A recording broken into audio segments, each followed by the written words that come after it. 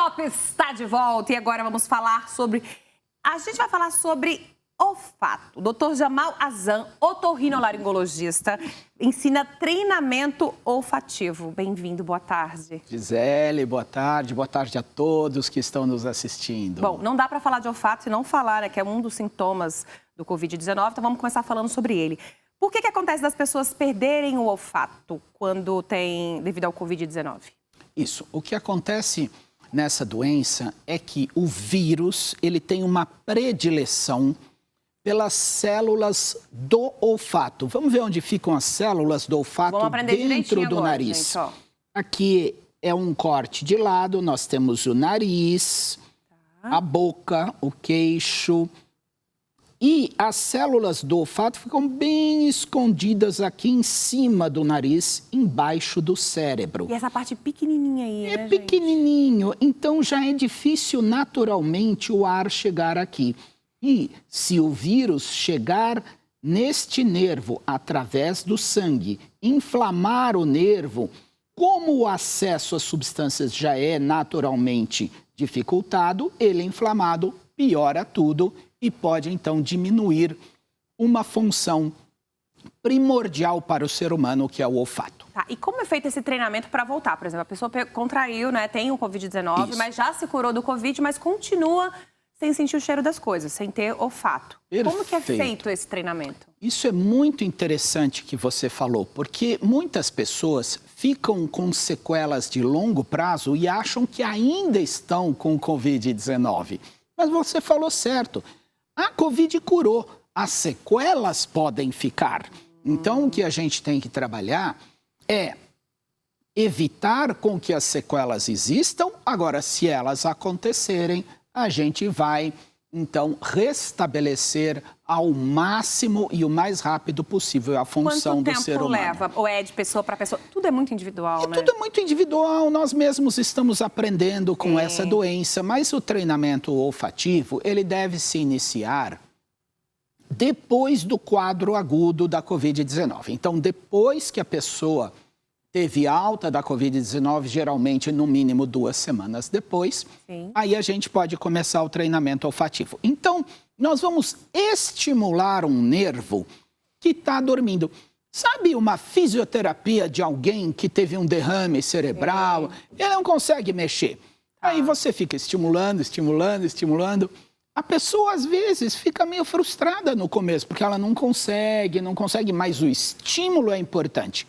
E o estímulo a gente faz através de uma terapia que eu alerto a todos, não pode ser feita sem orientação médica. Nós estamos aqui para explicar para a população, mesmo porque a perda do olfato pode ter outras causas que não a Covid-19. Tem que ser tratado, né? Como, por exemplo, a pessoa já está 2 semanas em casa, já não tem mais o Covid e não voltou ao olfato. Quando que ela deve procurar ajuda médica? Já nesse momento. Nesse momento.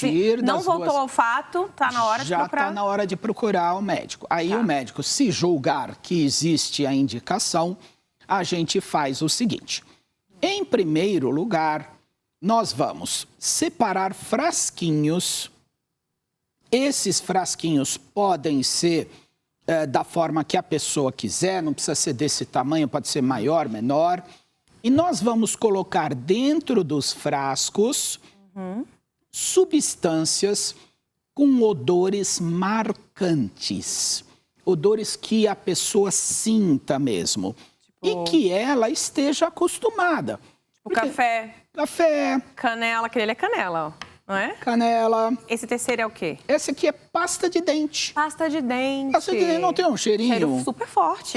Então. A gente vê de longe que a pessoa escova o dente. Quando não escova também, né? Isso. Vinagre, boa. Cravo. Tudo que eu gosto, gente. Isso. Entendi. São odores marcantes e, ao mesmo tempo, não são odores que podem lesar o nervo mais ainda. Ah, porque se for um odor muito forte, pode lesar, é isso? De jeito nenhum usar álcool. Não pode usar. Só na mãozinha, hein, gente? Só na mãozinha. Não é para ficar inalando o álcool, claro, né?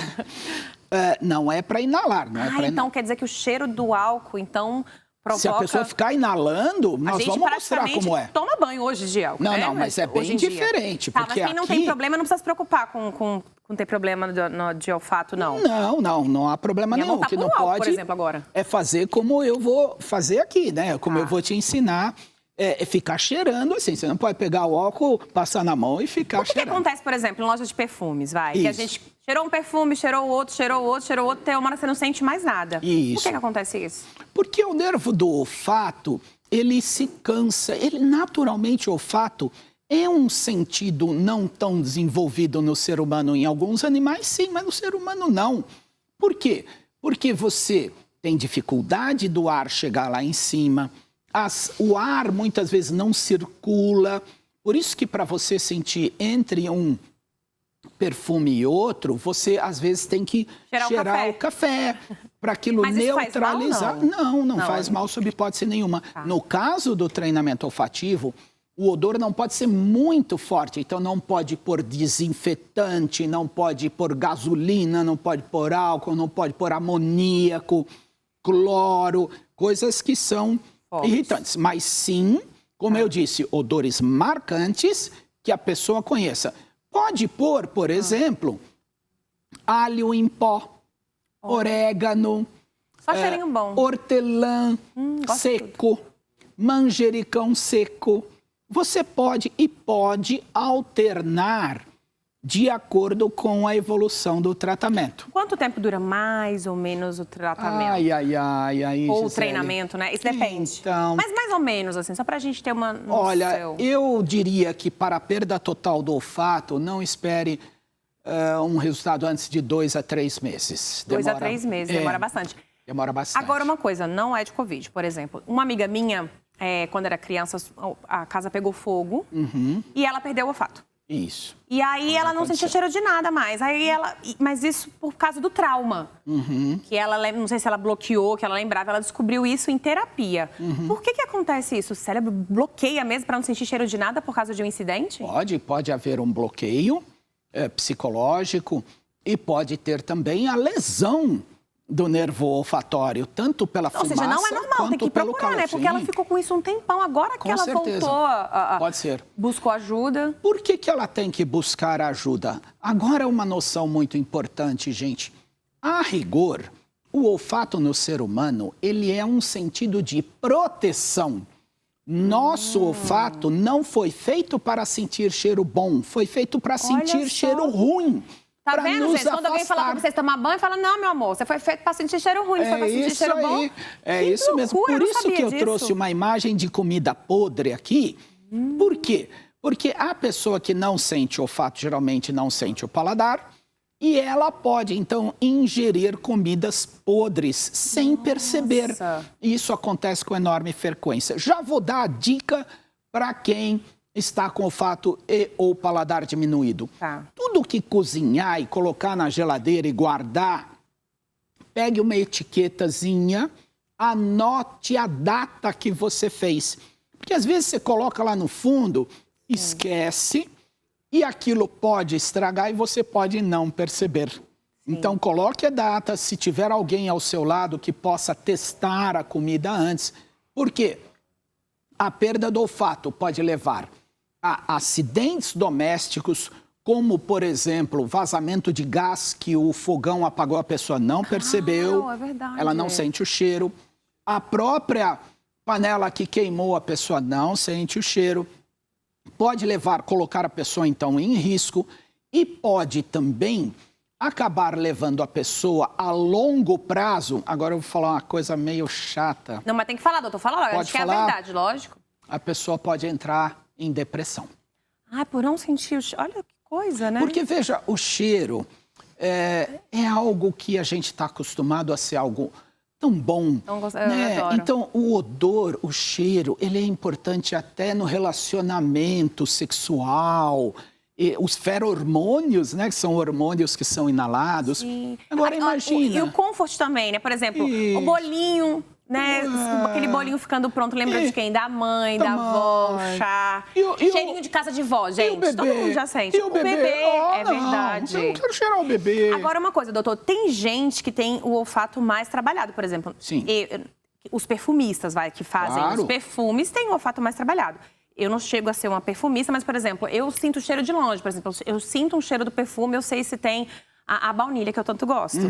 Pode ser usado, inclusive. Eu consigo sentir o cheiro. Isso tem alguma coisa a ver ou é de cada um? Não? É de porque eu cada um. trabalhei mais o Não, cheiro, o nariz. As duas coisas. Ou a pessoa pode ter uma sensibilidade individual maior. E por que isso? Porque genética? isso é da pessoa, Porque eu genético. nasci Como assim. audição, tem pessoas que já nascem Sim. com uma audição muito apurada e pode ter desenvolvido isso ao longo do prazo E tem uma mesmo. coisa, por exemplo, alguém que tem um olfato bom, não tem a visão tão boa, Pode ou a audição não tem nada a ver. Tem alguém que Não. pode ter tudo bom funcionando. Pode. E o treinamento olfativo, então, como que a gente faz? Cheirando. Cheirando.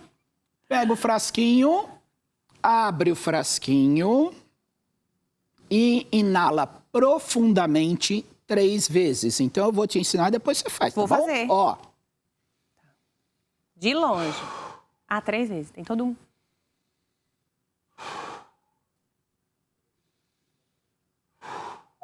aí, o que vai acontecer? Espera um pouquinho. Respira para circular o ar da fossa nasal e pega outro frasquinho e vai repetindo isso várias vezes ao dia. Você quer tentar desse aqui? Porque eu toquei nesse aqui, você pode usar Vou pegar esse aqui. outro. Mas para avisar vocês, gente, canela, ela é um cheiro quente. Então, assim, vocês estão em casa aí, não sei nem se eu posso falar isso essa hora, né? Mas tá meio desanimada aí o namoro e tal, pega uma Isso. canela, minha gente. Canela é funciona. afrodisíaca, só pra avisar vocês. Com Crava certeza. também, viu? Que elas sabem Cravo. tudo. Então, Vou pegar isso, doctor. Isso, aí você vai abrir Vou abrir. e vai cheirar profundamente. E solta isso de lado profundamente. Só pelo nariz, gente. Não é para puxar o ar pela boca, só pelo nariz. Isso. Cravo me lembra beijinho. Sabe aqueles doces de beijinho? Muito bom, de coco, né? Bom demais. Festa Nossa. de criança. Oh. Me lembra, tá? Então, Viu como que tem memória, gente? Por isso que é vendo? importante. Então, gente, vocês estão assistindo a gente. Não sente direito o cheiro das coisas? Procura um especialista. Procura aqui o Dr. Jamal Azan, otorrinolaringologista, para ajudar você para trazer você aí de volta para sentir o cheiro das coisas, né, gente? Com certeza. Faz Por parte isso, da vida. imagine a Sentidos. longo prazo a pessoa sem sentir nem o gosto da comida, nem o cheiro. Como é que fica o sistema emocional da pessoa? É difícil. Fica abalado mesmo, Fica né? abalado. A minha amiga, não sei como ela ficou tanto tempo sem sentir o cheiro. Ela falou, eu não sinto o cheiro das coisas, eu não sei. É que talvez Aí ela... tenha sido quando ela era muito pequena. Sim, ela era muito pequena. então- Agora, uma coisa, por exemplo, o seu tratamento é junto... Porque se foi um trauma, não adianta também só no otorrino. Tem que procurar uma ajuda terapêutica? A gente sempre parte... Ela cheirando, né? A Sem gente parar. sempre parte, inicialmente, da avaliação física, anatômica, porque, como eu disse, pode ser outro problema.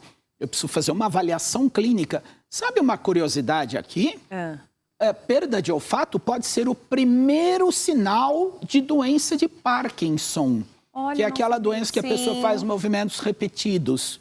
Então, a pessoa não tem movimento nenhum repetido. Ela ainda não manifestou a parte motora e ela pode ter como primeiro sinal perda de olfato, assim como outras doenças também, como, por exemplo, demência precoce, Olha.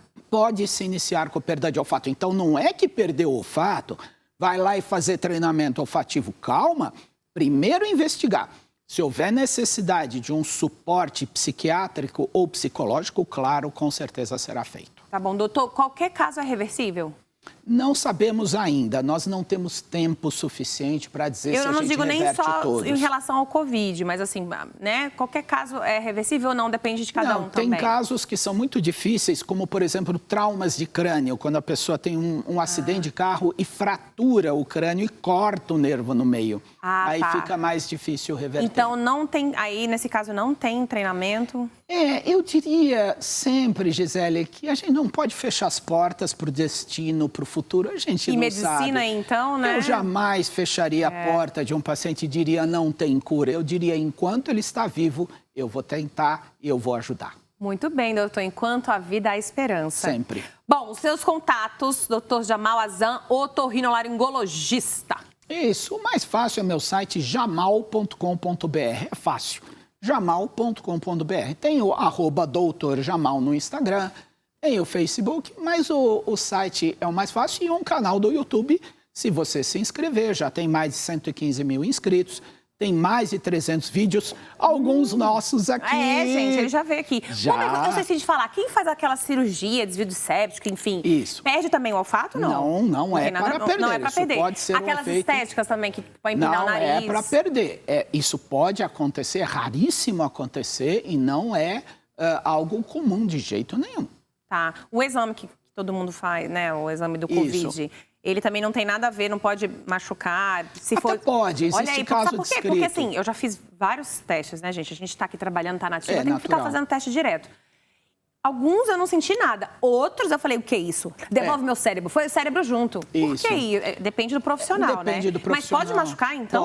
Pode. Existem relatos que sim, mas, gente, veja bem, qualquer coisa pode. Você vai colher sangue, pode acontecer verdade, um monte de coisas. Então, isso não inibe, sob hipótese nenhuma, a realização do exame.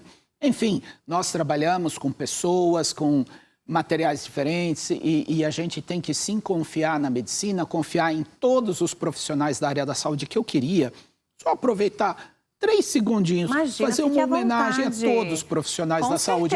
Porque tem se falado muito do médico, não é só o médico, não. O médico não trabalha sozinho, gente.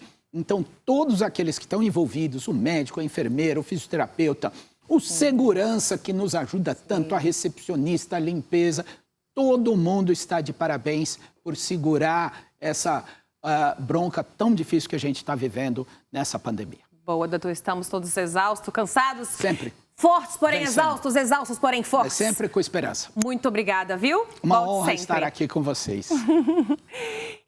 Então a gente vai ficando por aqui, mas Luciano Faccioli já assume na sequência. Um beijo para vocês e até a próxima.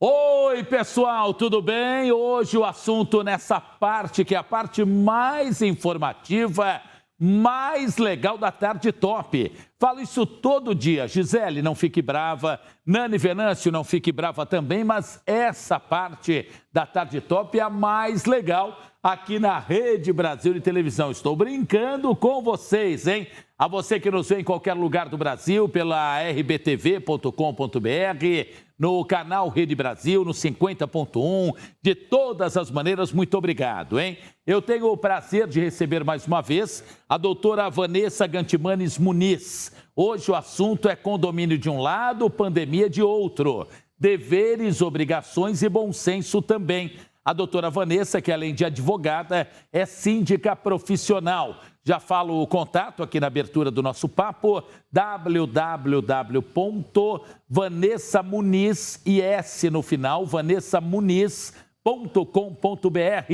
Doutora, tudo bem? Bem-vinda sempre, hein? Ai, Faccioli, sempre um prazer estar aqui Muito com obrigado. vocês, aqui na Rede Brasil, Sim. Tarde Top. Falei com a Andréa Macarian, com a Jaque, com o pessoal da retaguarda, entregar a chave da TV para você, você vem a hora que você quer. Nossa, eu vou amar isso. É mesmo? Eu vou. Então vamos lá, primeira pergunta. A legalidade dos condomínios no fechamento de áreas comuns agora na pandemia, eu já vou falar, no meu prédio uma confusão, minha Nossa Senhora.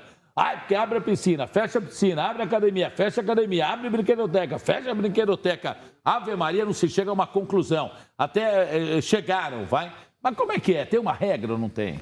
Olha, dentro dos condomínios, a regra é interna. Tá. É claro que os síndicos é uma novidade para todo mundo, uma novidade para todos os prédios, né? Essa questão da pandemia e essa questão das fases. Então, os síndicos, normalmente, eles percebem o que eles vão fazer de acordo com cada complexo condominial. Exemplo, um condomínio de 48 unidades, eu tenho muito menos movimentação, muito menos aglomeração do que um condomínio de 400 unidades privativas, onde é quase uma mini cidade. Então, os condomínios, ele tem autonomia, né, para poder abrir ou fechar as áreas comuns, mas os síndicos, como CEOs dos condomínios, os mandatários, eles são responsáveis, até pelo próprio Código Civil, para manter, né, a segurança, a salubridade, o sossego dos moradores dentro daquele complexo condominial, e eles devem preservar pela saúde daqueles condôminos. Tá, uma dúvida, por exemplo, prefeitura ou governo do estado, poder público, fixam regras para a questão de pandemia, abre aqui, fecha ali, capacidade de tanto aqui, tanto acolá.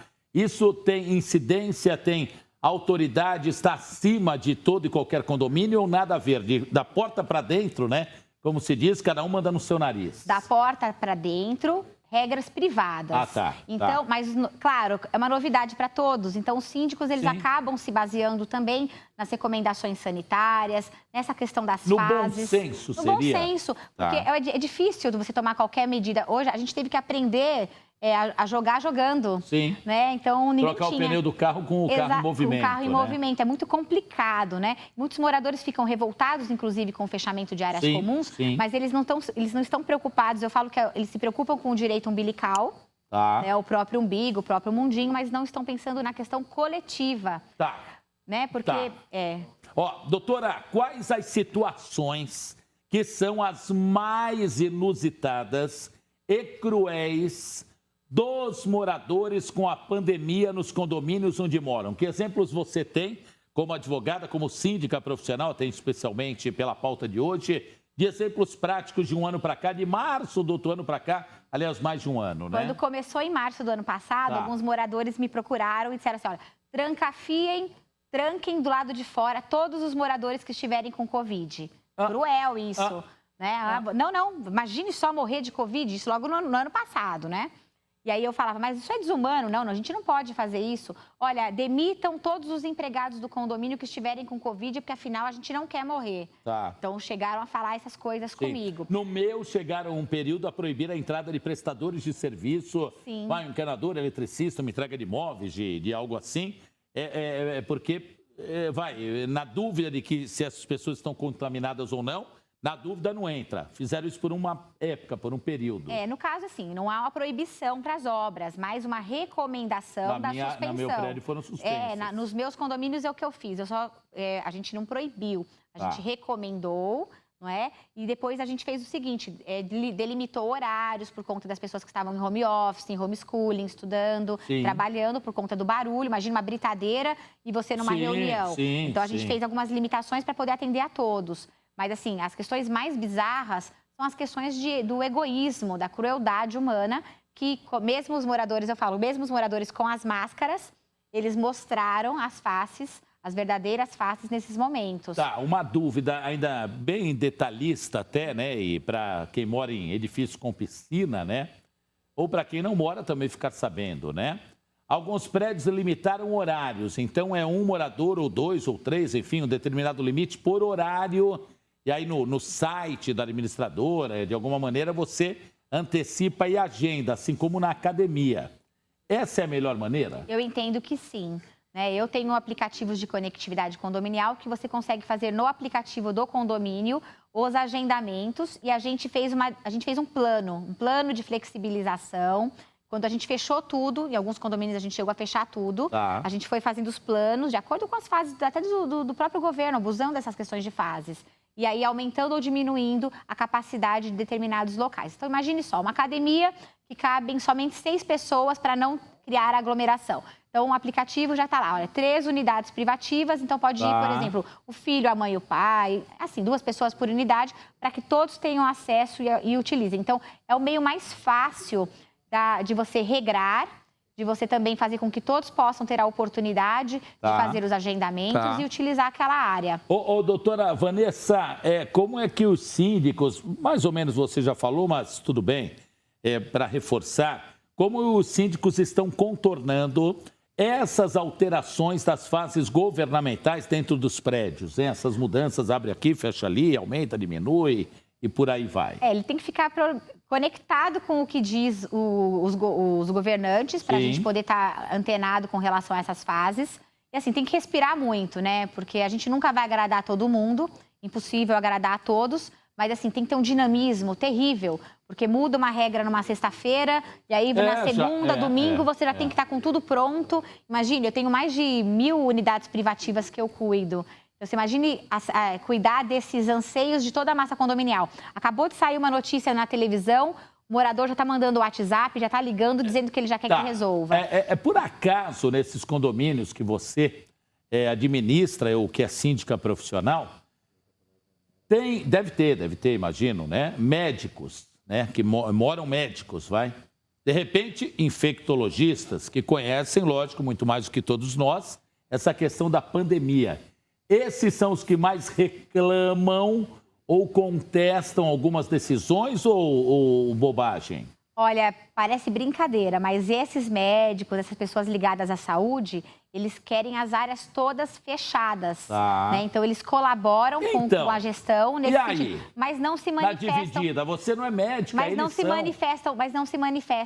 Eles se manifestam somente para o síndico. Eles não se manifestam para a massa condominial. Por exemplo, tem o grupo de moradores. Eles começam aqueles embates, né? Os guerreiros de WhatsApp.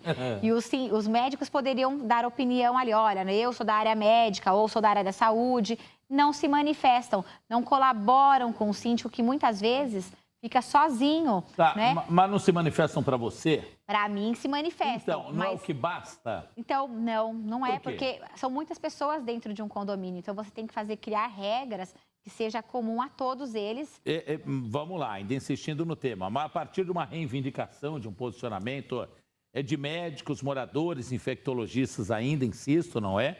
Que conhecem profundamente o assunto coronavírus, aí te comunicam, fazem uma reivindicação, uma postagem a você, que você entende oportuníssima. Aí você não torna pública ou para os moradores para que gere um debate, uma eventual aprovação daquilo? Se o morador assim quiser. Normalmente, o que eles fazem? Eles se manifestam... Por que não falou? O mais importante vem agora. Eles se Bico calado? Eles se manifestam, mas eles dizem, olha, eu não quero me expor. O maior problema de morar em condomínio é que o morador ele fala o seguinte, olha, eu entendo tudo isso, mas eu gostaria que meu nome não fosse citado. O médico é melhor do que um florista, um chefe de cozinha, Mas você não faz ideia do que é essa guerra nos grupos de moradores, de condomínios maiores. Porque tem o grupo da academia.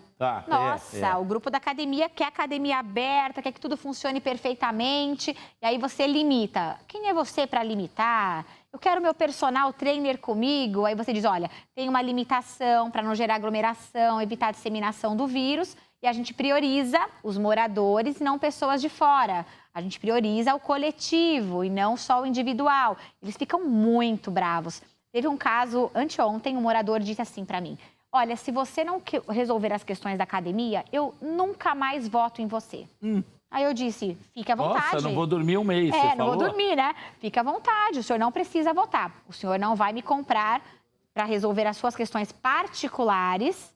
E foi bem no dia que um morador faleceu de Covid no prédio. Ixi. Então, para você ver, os ânimos já estavam, né? Todos acirrados. É que nem o morador que não quer usar a máscara na academia, com outros juntos. Ele fala, mas quem você pensa que você é para me obrigar a usar a máscara? Eu falo, existe uma lei que obriga a todos a utilizar a máscara nas áreas comuns do prédio, fora do prédio. Você falou uma situação, o Cauê é esse moço que está nessa câmera aqui à frente. Cauê, você me fez aquela pergunta, eu vou transferir para a doutora Vanessa. Ele faz academia no prédio que mora, né? Ele usa máscara na academia. Mas quando acaba o treinamento dele, que é diário, ele vai dar uma caminhadinha, senta lá num banco, é um banco que você falou, próximo à piscina, para tomar um solzinho, para dar uma descansadinha de 10 minutinhos. É um banco praticamente isolado. Nessa hora, o Cauê me falou, já todo suadão, todo cansadão, dá uma tranquilizada de 10 minutinhos e tira a máscara para dar uma respirada.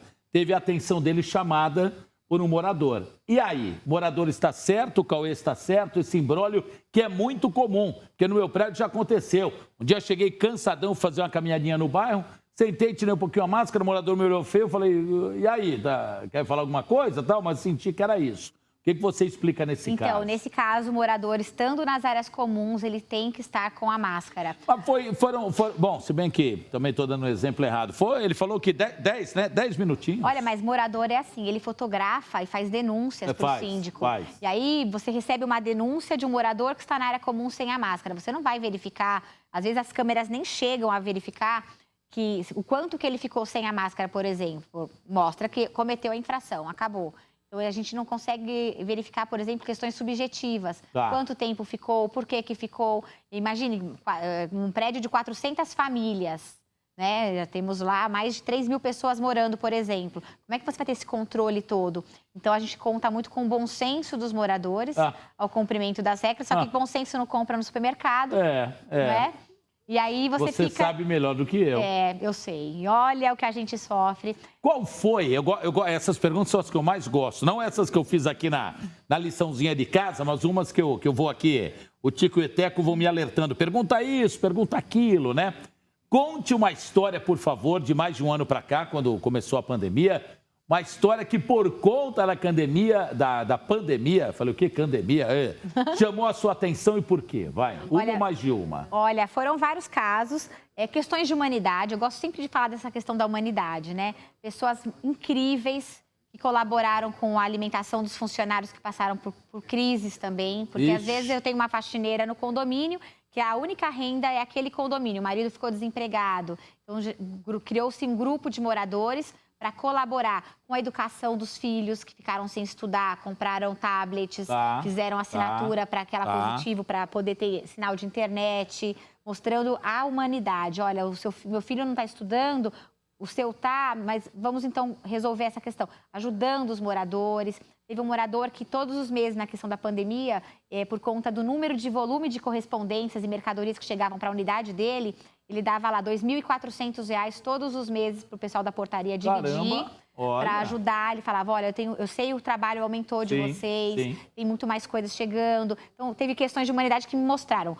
Teve outras questões. Os donos da piscina, que começaram a arremessar carne de primeira, carne boa, nova, que qualquer pessoa poderia se alimentar, em época de fome, arremessar carne na área comum do condomínio, para mostrar sua indignação, porque estavam reclamando que estavam sentindo o cheiro do cloro. Só um instante. Gente, olha só, prestem atenção, por favor, ainda mais, nesse exemplo que a doutora Vanessa Gantimanes Muniz, advogada e síndica profissional, está nos contando aí do arremesso de carne, né? Esse é o batismo, né? Pois é, arremessaram carne com tantas pessoas passando fome, em situação de rua, por exemplo, que às vezes não tem nem água potável, o cara vem e arremessa a carne. E não foi um caso só. E por que arremessavam em qual local? Porque ele dizia a síndica é autoritária, é ditadora. É você? Esses são os apelidos que a gente recebe. É ditadora, autoritária, e ela fechou a piscina, eu pago o condomínio, eu quero usar as áreas comuns. Não quero saber se estamos na pandemia ou não, a gente tem que usar a piscina. Meu e eu estou com Deus do céu. Drogados não sentem falta de drogas quando estão na período de vigília? Porque nós sentimos falta do cheiro do cloro. Aí você pensa, puxa vida, bizarro isso, né?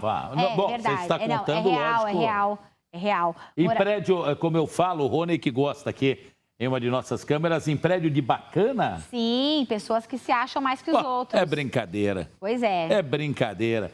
Numa falta, como a doutora Vanessa falou, num momento de situação trágica pelo Brasil inteiro, com pessoas que infelizmente não têm até o que comer por falta de trabalho, falta de emprego, falta de dinheiro, enfim. E essa gente debilóide, cretina, jogando pedaços de carne pela janela do prédio. Que é isso? É normal isso, a pessoa tem problemas. Uma reunião de moradores, né? Uma reunião aberta com moradores, eu sempre gosto de fazer reuniões assim. Um morador, graças a Deus foi virtualmente, ele falou, sua ditadora, autoritária, sua incompetente, quem você pensa que você é para fechar as áreas comuns? Eu pago condomínio. Eu falei, olha, você paga condomínio, você não faz mais do que a sua obrigação, não é? Rateio de despesas. Incompetente, porque eu não acredito que a senhora está aqui agora. A senhora tem que cair fora desse prédio. São tratamentos desumanos, desonroso, assim, é imoral, porque eles escolhem um síndico para você fazer um trabalho para o bem da área, das áreas comuns, bem da massa condominial, e aí você é chamado de autoritário, incompetente.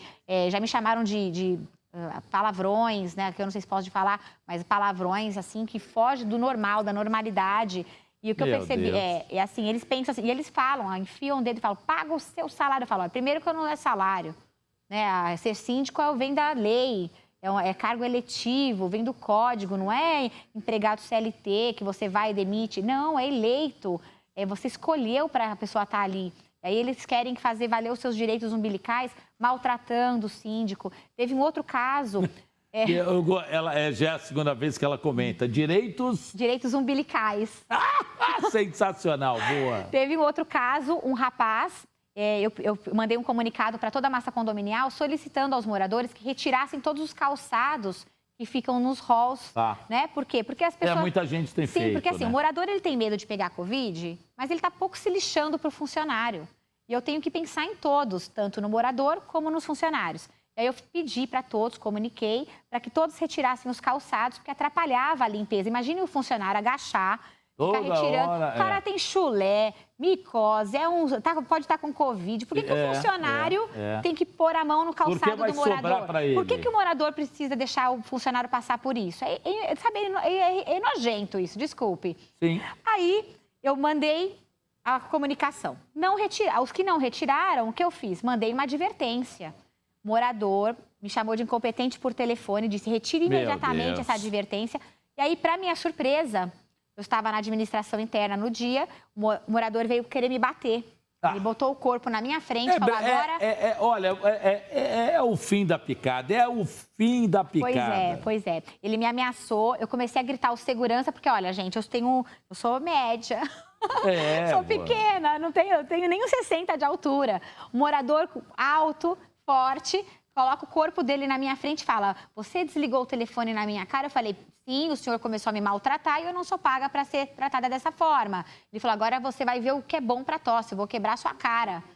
E aí eu saí, consegui me desvencilhar do corpo dele, saí na garagem gritando segurança, gritando para chamar a polícia.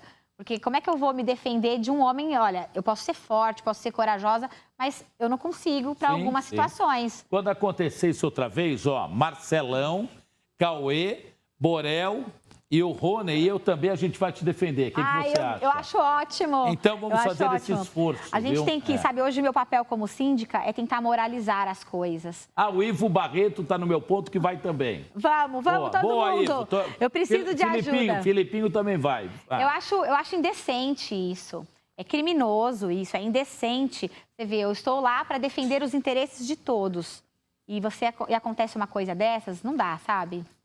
Vanessa, como driblar a agressividade dos moradores? Aliás, estou na carona da sua resposta. Nesse fechamento das áreas comuns, você citou exemplos. Sim. Agora, como tentar se desvencilhar dessa boçalidade? Como a Janaína, que é uma de nossas colaboradoras, já foi protagonista no prédio que ela mora, hein? Olha, primeiro, o síndico ele tem que estar unido com o corpo diretivo, que são os subsíndicos, que são os conselheiros, que foram também eleitos para representar a massa condominial. Tá. Primeiro ponto, tem que formar um time, tem que ter um corpo diretivo engajado, unido para o mesmo propósito, porque senão o síndico fica sozinho nessa, é complicado. E trazer normas claras, se puder fazer enquetes dentro do condomínio para saber também qual é a vontade da massa condominial, para o síndico não passar realmente uma ideia de que é ditador, autoritário, mas dividir a responsabilidade de alguma forma. Responsabilidade a gente sabe que é só do síndico, mas essa divisão de responsabilidade acalma os opositores. Geral, né? De postura até, exatamente. Né? Acalma um pouco a massa condominial, acalma aqueles que não querem, ou que querem tudo, abre tudo. Tem morador que fala assim... Pouco eu tô me lixando que tem gente morrendo lá fora, cada um já sabe o que faz, cada um que cuide da sua própria vida.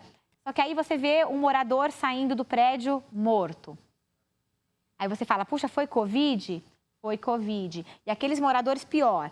Porque assim, os moradores quando estão acometidos do Covid, eles são obrigados a informar o síndico para ter alguns tratamentos diferenciados. Sim. Por exemplo... Aconteceu comigo quando em setembro do ano passado...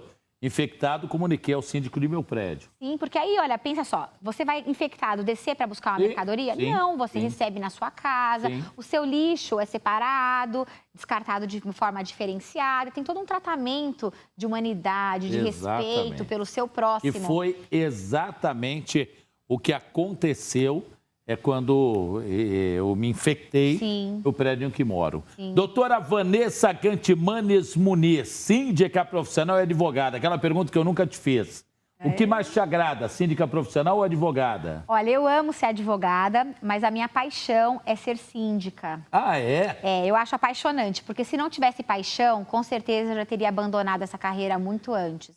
Porque é um desafio, lidar com o comportamento humano, lidar com o ego das outras pessoas não é tarefa fácil.